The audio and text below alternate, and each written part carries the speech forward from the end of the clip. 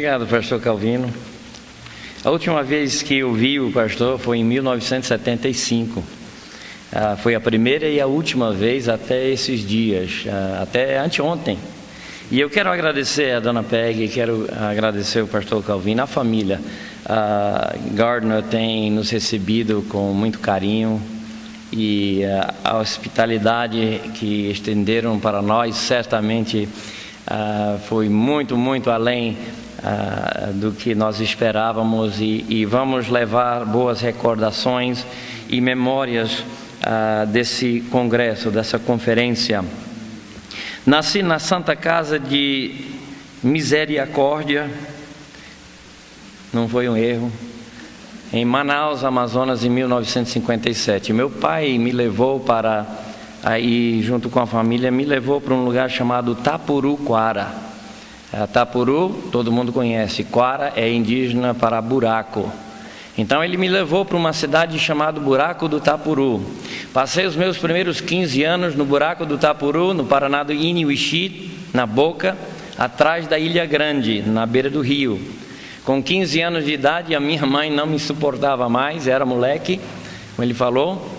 E eles me mandaram para uma escola das novas tribos, no rio Amazonas, e o nome da escola era Puraquê Quara, ou seja, Buraco do Puraquê. Então eu saí do Buraco do Tapuru e fui para o Buraco do Puraquê. E lá passei os próximos 15 anos aprendendo a cultura americana, aprendendo inglês melhor. E encontrei-me com a minha linda e querida esposa, a Rebeca, e o resto é a história. Deus me salvou com 9 anos e, queridos, eu estava refletindo hoje a respeito de onde eu me encontro hoje. Me encontro longe da minha casa, nunca tive a oportunidade de visitar São Paulo primeira vez, e fiquei refletindo de o que Deus tem feito na minha vida. E certamente posso atribuir tudo o que tem acontecido de bem, e a razão que eu estou aqui hoje à noite não passa de simplesmente ser pela misericórdia e pela graça de Deus. Nasci num lar cristão de missionário, mas, queridos, me achei pendurado sobre o fogo do inferno por um cordão fino de prata, como Eclesiastes capítulo 2 descreve. E se não fosse a graça e a misericórdia de Deus, eu não estaria aqui. Só Deus sabe onde estaria. Então, queridos, eu louvo a Deus e dou graças a Ele pela misericórdia que não tem fim, que me deixa atrás desse púlpito com prazer e honra de pregar o Evangelho para os irmãos. E desculpem meu português caboclo, eu aprendi lá. O pastor Aldenir está tentando me ajudar, mas não tem jeito. Efésios capítulo 4, hoje à noite na sua Bíblia, não vou demorar. Tem 3 pessoas olhando no relógio nesse momento e marcando e contando segundos. E será 45 minutos sem certeza, né? Com certeza. Efésios capítulo 4, vamos iniciar o nosso tema ali. Tenho a tarefa de esclarecer, ou pelo menos tentar esclarecer 2 temas. Isto é o propósito da igreja e a perpetuidade da igreja de Jesus Cristo. Não vou dar muita introdução, mas para que os irmãos saibam onde estamos, quero primeiro dar algumas características a respeito da igreja, para ter certeza que estamos pensando sobre a mesma coisa e crendo talvez na mesma coisa. A igreja de Jesus Cristo é a igreja de Jesus Cristo, não é a sua igreja, não é a minha igreja, não é a nossa igreja, é a igreja de Jesus Cristo. É Ele quem a edifica, é Ele quem acrescenta. Então, deixamos isto bem claro. A igreja nem sempre possui templo. Se você for para o Campos Sales, no bairro de Manaus, não vai encontrar, bem dizer, um templo. Vai encontrar um teto de alumínio somente. E estamos congregando debaixo daquele alumínio, vai para 5 anos. E estamos pedindo um templo, mas nem sempre a igreja possui um templo. Os templos vieram muito depois de Jesus Cristo e os apóstolos. A igreja é sempre local, é sempre local, nunca é universal, nunca é invisível, é sempre um local determinado onde os crentes salvos em Jesus Cristo se congregam para o louvor e glória do nosso Senhor. Tem uma coisa em comum, são salvos, são batizados, não só uma coisa em comum, e creem na palavra. Tem um só cabeça, que é Jesus Cristo, e o Espírito Santo sempre envia verdadeiros filhos para a sua igreja. Eu acho interessante que muitas vezes você acha pessoas por aí que dizem que são crentes, mas não fazem parte de nenhuma igreja. Creio que seria muito difícil considerá-los como filhos de Deus, porque o Espírito de Deus, quando Ele salva, Ele sempre leva aquela pessoa para unir-se com o seu corpo, que é a igreja. É a coluna e baluarte da verdade, firmeza da verdade. Cristo é quem acrescenta a sua igreja. A igreja sempre, escute, sempre sofreu perseguição de alguma forma ou outra, porque o servo não é maior que o Senhor. Jesus disse: se me perseguiram, vos perseguirão também. Apesar de viver num país livre de muitas coisas, a igreja de Jesus Cristo, se for fiel às doutrinas e em obediência ao nosso Senhor, será perseguida de qualquer maneira. Possivelmente não será fisicamente, não entramos talvez em perigo de vida, mas somos perseguidos. Somos, sim.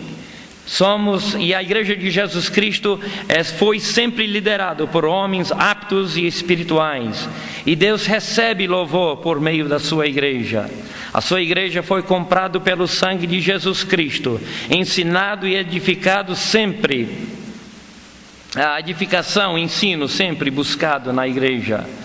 A igreja é regida com ordem e com decência, que falta muito nos dias de hoje. Não deve ser motivo de escândalo para ninguém. A igreja, seu maior alvo é glorificar a Deus. A igreja um dia será apresentado a Deus sem ruga e sem mácula. E queridos, a história nos ensina que esta pureza é alcançada através de perseguição. Se você conhece algo a respeito da história do cristianismo e da igreja de Jesus Cristo, saberá que a pureza da igreja, os tempos mais puros da igreja, foram os dias de perseguição. Evangelistas são enviados pela igreja. A igreja sempre se envolveu em missões.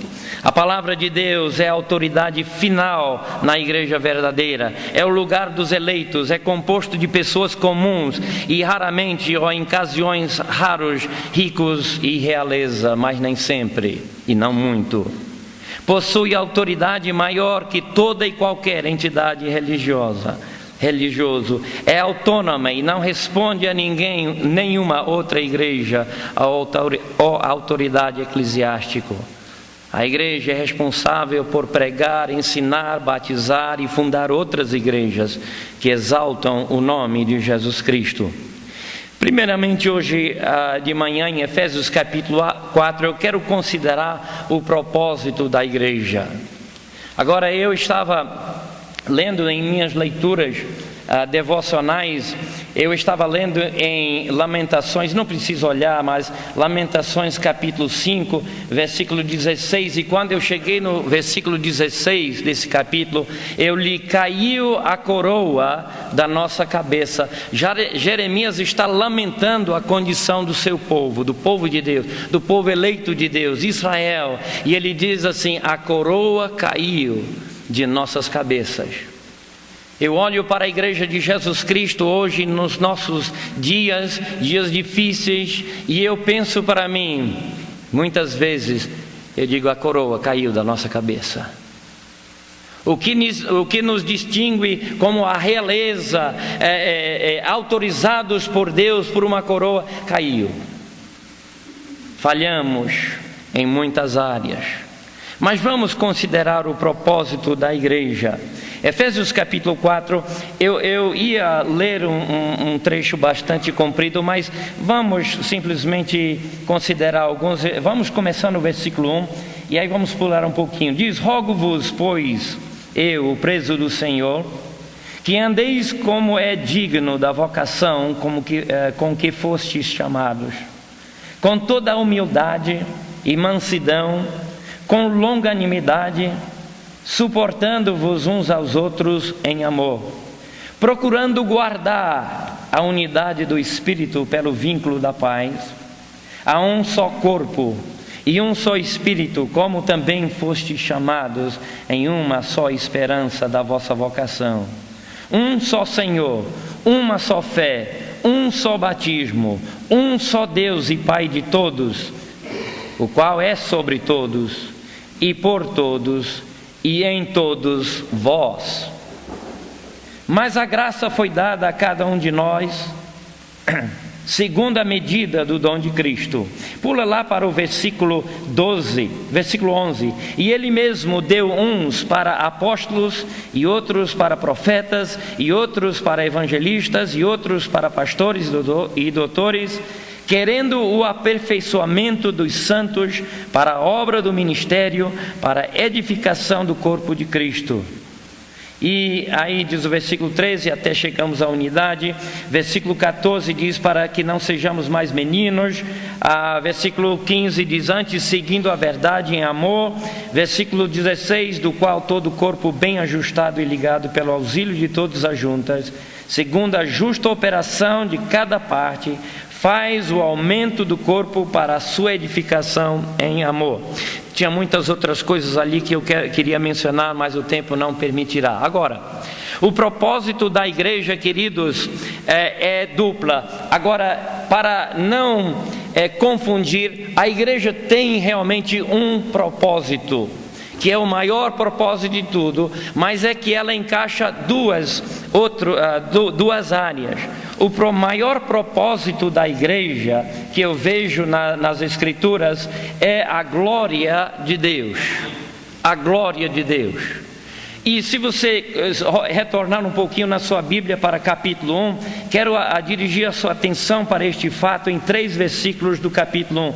Versículo 6 diz, e lembra que é o apóstolo Paulo falando para a igreja dos Efésios, no versículo 6 do capítulo 1 ele diz: para louvor e glória da sua graça.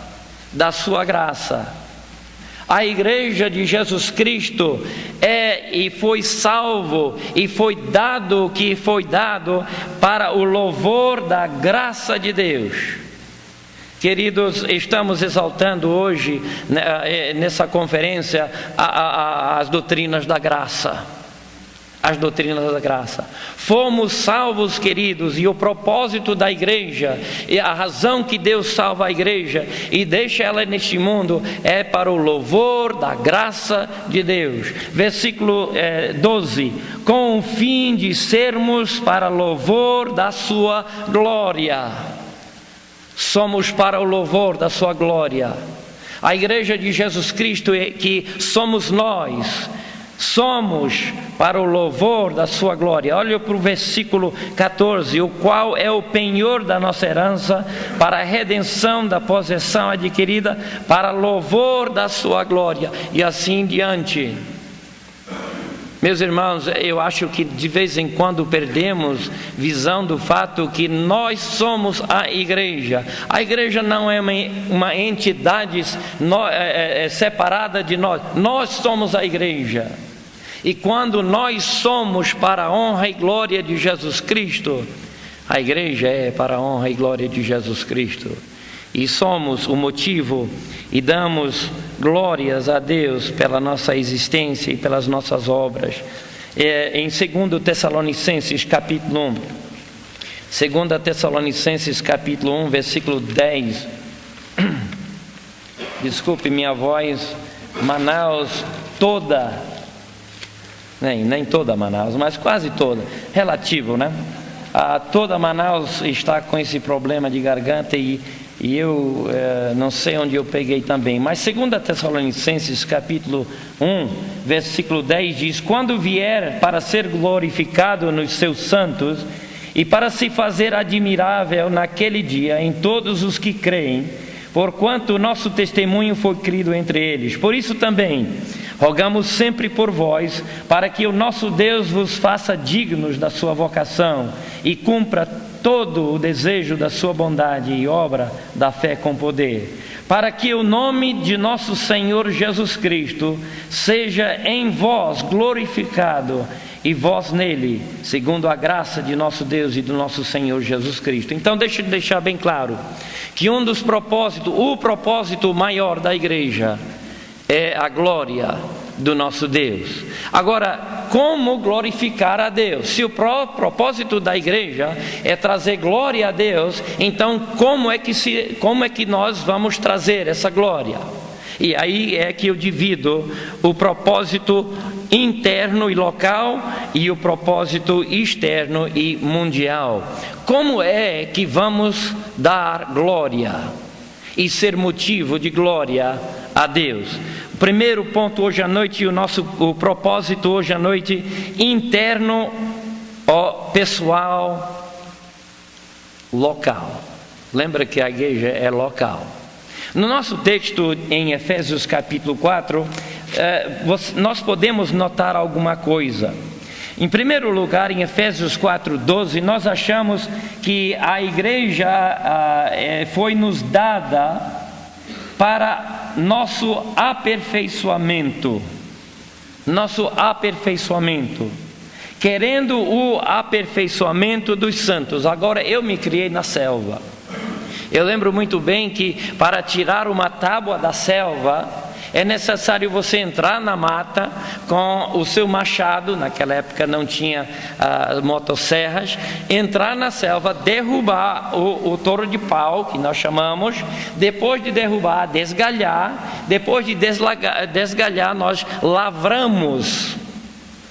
Pegamos o machado e literalmente lavramos o madeiro de ponta a ponta. E depois de lavrar, você racha ela e tem que escolher a madeira certa. Se a madeira fosse um pouco fino, teria que simplesmente lavrar a madeira até que fosse uma tábua. Dá muito trabalho.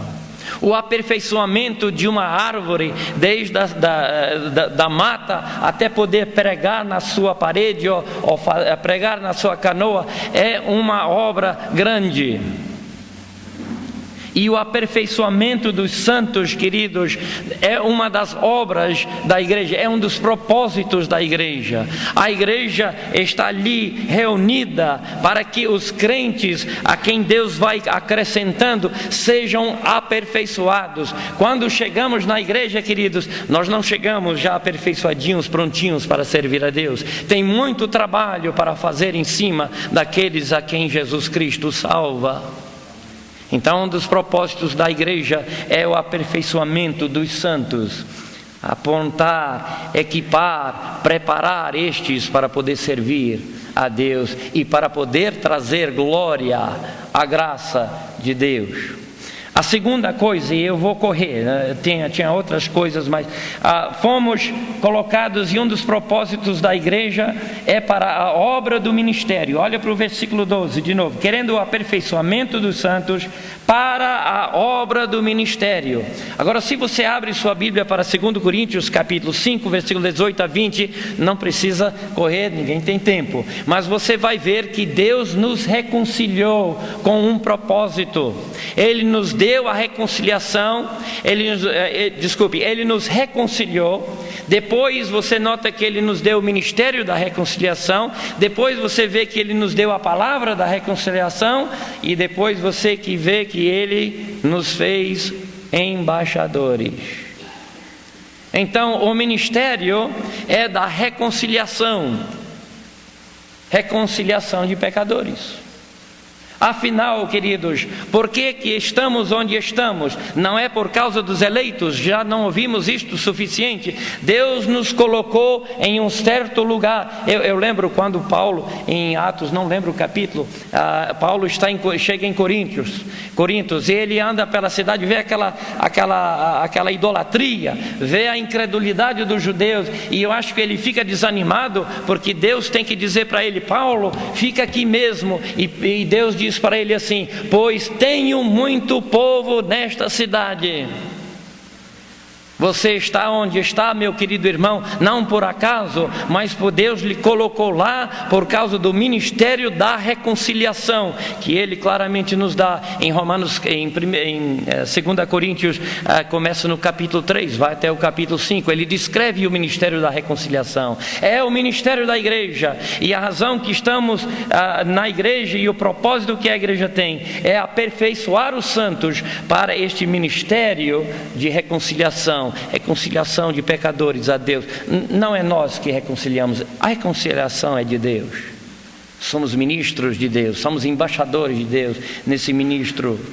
É para a edificação do corpo. O propósito da igreja é edificar o corpo de Jesus Cristo, e essa edificação, claro, é espiritual. É espiritual. Você diz: pastor, nós queremos crescer em números. Qual é o programa certo para crescer em números? Todo mundo quer crescer. Ninguém fica. Eu não estou satisfeito com Campos Sales, com a igreja em Campos Sales. Eu nunca estou satisfeito com os números de pessoas em Campos Sales. E de vez em quando eu esfrego as minhas mãos e esqueço que Deus é quem acrescenta. De repente eu tento fazer alguma coisa para, vamos dizer assim, agilizar as coisas um pouquinho. Deixa eu lhe dizer uma coisa: não tenho programa de crescimento para a minha igreja. Sabe por quê? Porque não existe. Quem acrescenta à igreja é o Senhor, conforme a sua graça, a sua misericórdia. E o propósito da igreja simplesmente é a edificação do seu corpo, preparando homens e mulheres para a pregação. Mas quem acrescenta, quem dá, é o Senhor Jesus Cristo. Eu me preocupo, sim, eu me preocupo com as almas perdidas, porque que tipo de pregador seria se não me preocuparia? Mas deixamos estas coisas nas mãos do Senhor. Mas o propósito da igreja é a edificação do corpo, é para trazer a unidade da fé e comunhão, versículo 13, até que todos cheguemos à unidade da fé e ao conhecimento do Filho de Deus. É por isso que nós temos na igreja a escola dominical. É por isso que batemos nas teclas doutrinárias, culto após culto após culto. Nunca deixamos de falar de doutrina. Eu acho engraçado. Onde é que estou? Já acabou o meu tempo? Ninguém levanta a mão não, porque se levantar a mão já eu vou terminar. Tem pessoas designadas ali para me mostrar o tempo, né? Eu olho para as igrejas hoje e eu vejo que eles não têm o mesmo alvo, não têm o mesmo propósito.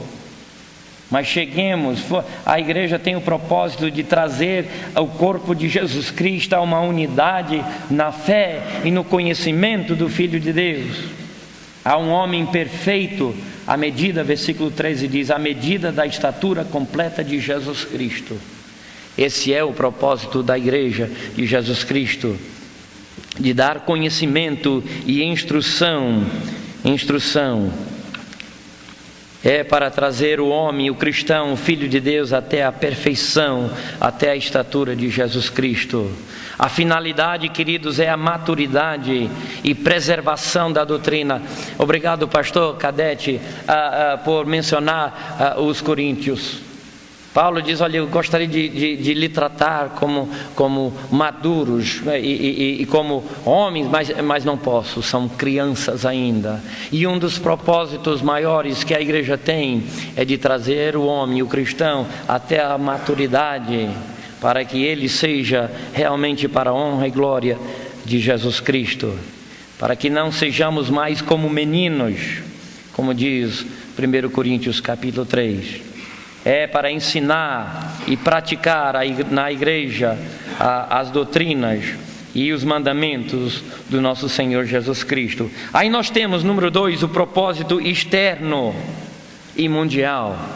Queridos, se Deus nos dar a igreja com o propósito de nos instruir, com o propósito de nos ensinar e que cresçamos para ser maduros em Cristo, isto seria uma coisa muito boa, mas não seria suficiente ainda,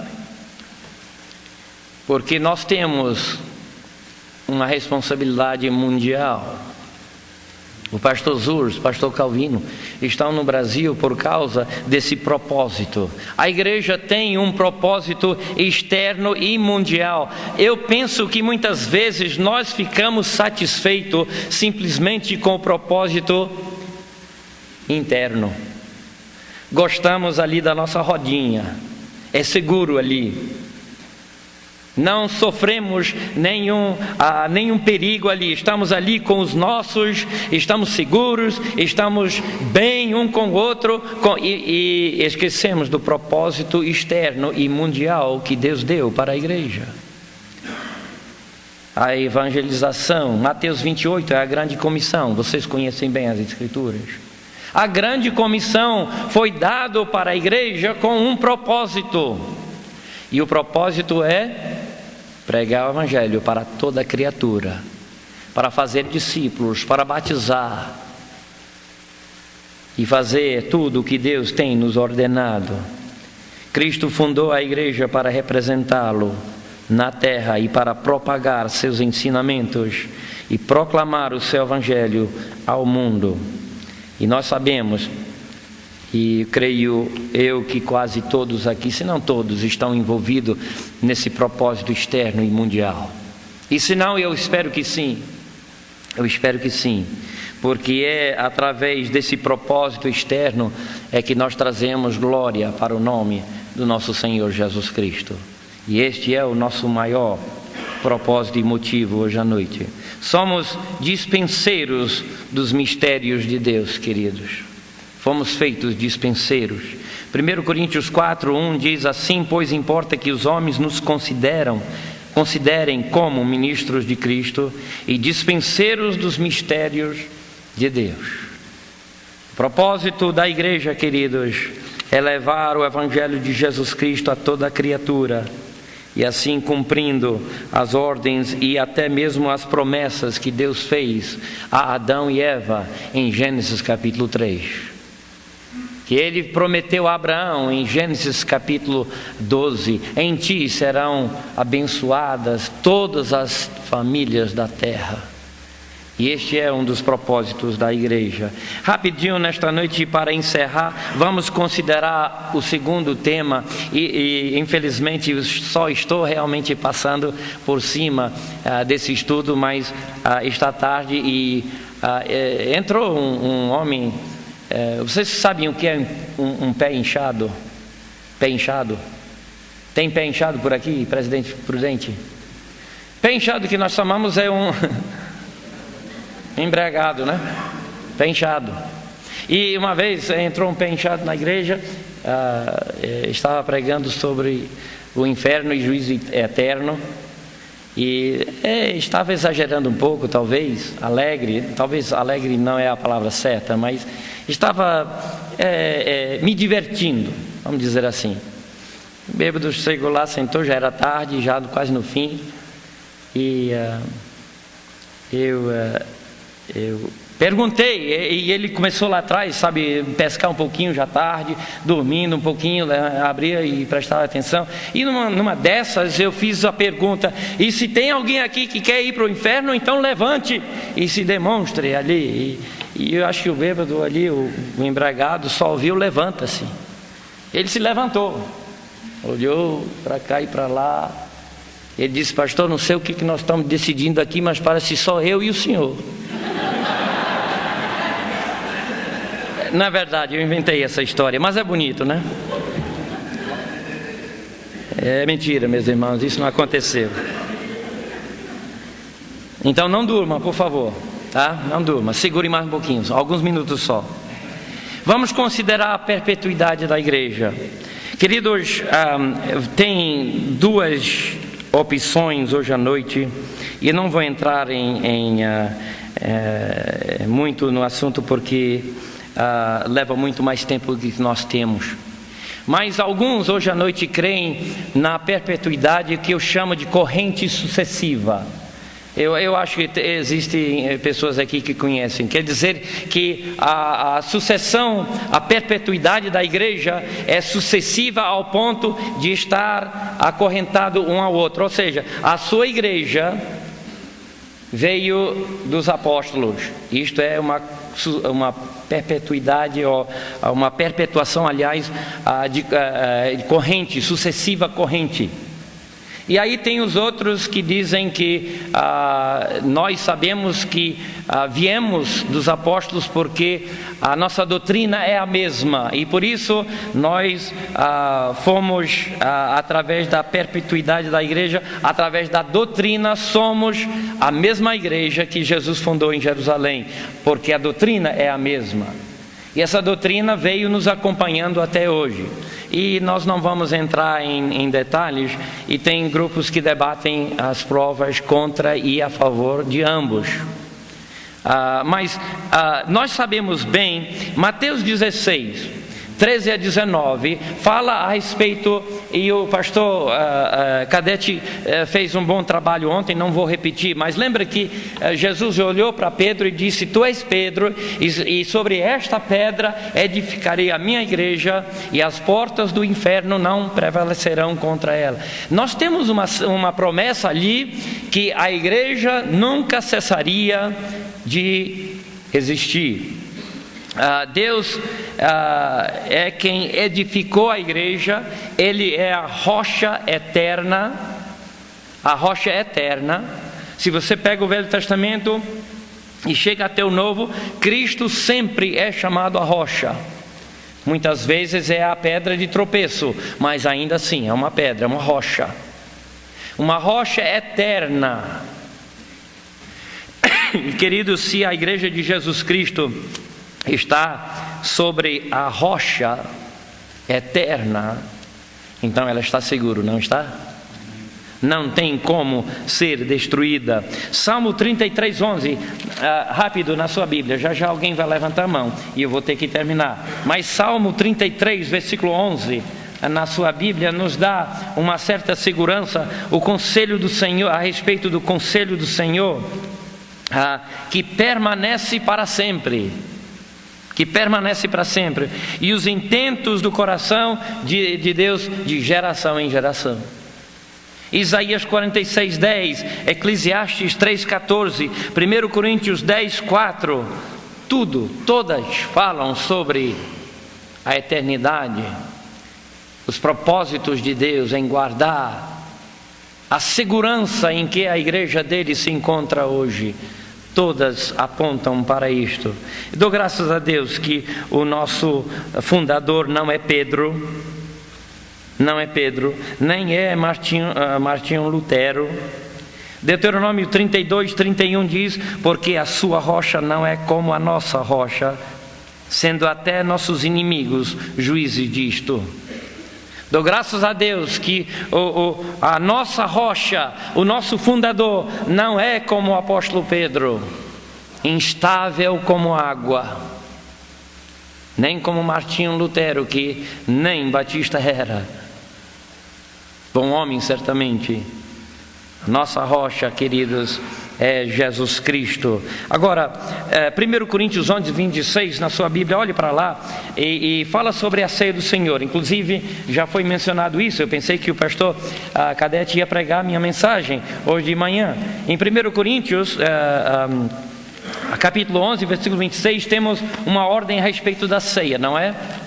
E olha para a ordem da ceia, e no versículo 26 diz: porque todas as vezes que comerdes este pão e beberdes esse cálice, anunciais a morte do Senhor até quando?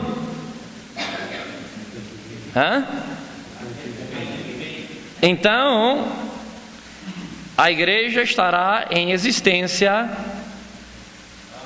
até a sua volta, não é verdade?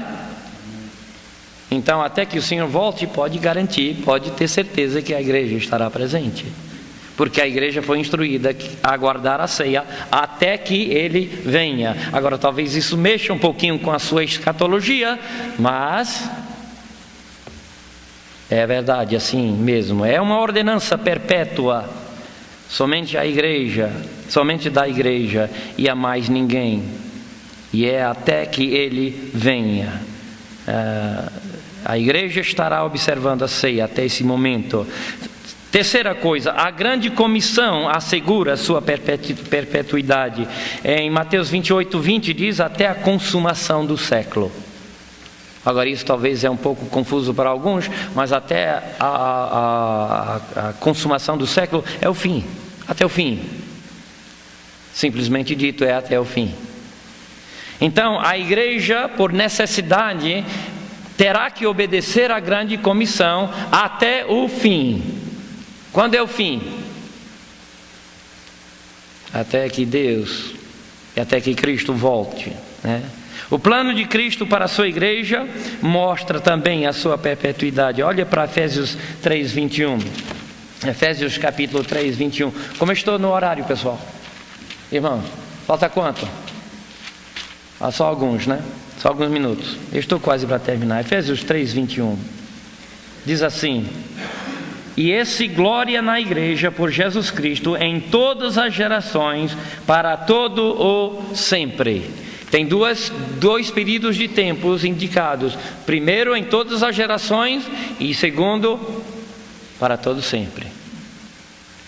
Então a igreja será para a glória de Deus, para todas as gerações, e não só aí, mas para todo sempre. Para todo sempre. E queridos irmãos, nós temos a perpetuidade garantida pelo fundador. Ele é a rocha eterna.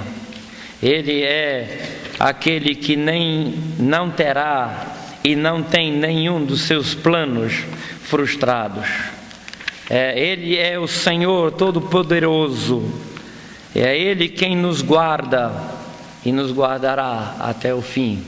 Amanhã à noite, se Deus quiser, vou pregar a respeito da perseverança e preservação, e tem muito que a ver com o propósito da igreja. Para encerrar hoje à noite, eu quero só encerrar com mais uma palavra a respeito da igreja de Jesus Cristo. Quando eu penso a respeito da igreja de Jesus Cristo, eu fecho meus olhos e eu vejo uma noiva linda. Uma noiva linda. O seu corpo é perfeito, é jovem, cheio de saúde e vigor. Todos os seus membros estão intactos. Seu vestido é puro e branco, seu rosto sem mácula e sem ruga. Seu adorno é ouro e prata e joias preciosas. Seu perfume é suave. Seus olhos estão fitos no noivo, cheios de esperança. Ela está no braço do Pai, que a conduz ao noivo. E a alegria e o gozo é completo. Abre sua Bíblia, queridos, quando chegar no seu dormitório hoje à noite, para Apocalipse capítulo 19. E ver as bodas do Cordeiro, Jesus Cristo com seus braços abertos, recolhendo sua noiva para si mesmo. Queridos, não precisamos espremer as mãos. Alguém me disse um dia desse: pastor, estou preocupado porque a igreja de Jesus Cristo está em grande perigo. Oh, meu irmão, nunca esteve e nunca estará. É a noiva de Cristo, preservado, reservado para Ele eternamente. Amém. Obrigado.